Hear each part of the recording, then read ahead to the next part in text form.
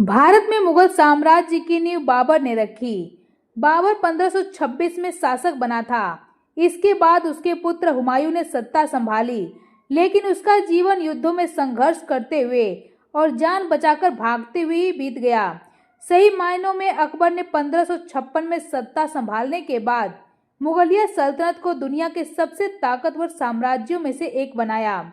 अकबर के बाद जहांगीर, शाहजहां के बाद औरंगजेब ने मुगल राजगद्दी संभाली और इस समय तक मुगल भारत ही नहीं बल्कि दुनिया के सबसे ताकतवर वंशों में से एक रहे।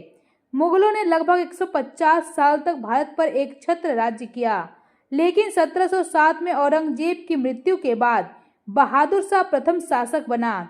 लेकिन अब मुगल बेहद कमजोर हो गए थे और उन्होंने साम्राज्य का विघटन करना शुरू कर दिया। 1712 में बहादुर शाह की मृत्यु के बाद मुगल राजवंश पूरी तरह से पतन की ओर बढ़ने लगा, जिसके बाद जहांदार शाह शासक बना। लेकिन जहांदार शाह का शासन बहुत ही कम समय के लिए था। उसने 1712 से 1713 के बीच लगभग एक साल के लिए सत्ता संभाली थी। इस दौरान वह दरबार के प्रभावी सरदारों के चंगुल में फंसा रहा। जहांदार शाह एक अयोग्य और विलासी शासक साबित हुआ। जहांदार शाह के समय में शासन की असली कमान उसके वजीर जुल्फिकार खान के पास थी। दरबार में ऐसी परिस्थितियां बन गई थी कि रोज षड्यंत्र होते थे।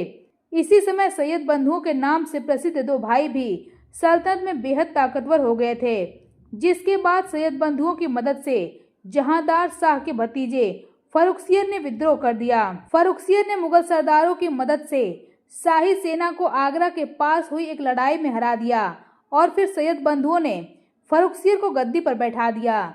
युद्ध हारने के बाद जहांदार शाह भागकर अपने वजीर जुल्फिकार खान के पास दिल्ली चला गया, लेकिन यहाँ भी जहांदार शाह को धोखा ही मिला। जुल्फिकार खान ने फर्रुखसियर का भरोसा जीतने के लिए जहांदार शाह को कैद कर लिया। लगभग एक महीने तक जहांदार शाह कैद में रहा, जिसके बाद सैयद बंधुओं के कहने पर फर्रुखसियर ने जहांदार शाह और जुल्फिकार खान दोनों को मरवा दिया। जहांदार शाह को मारने के लिए भाड़े के हत्यारे भेजे गए थे। इतिहासकारों के अनुसार जहांदार शाह को पीट पीट कर मार दिया गया। इसके बाद उसका सिर काट दिया गया।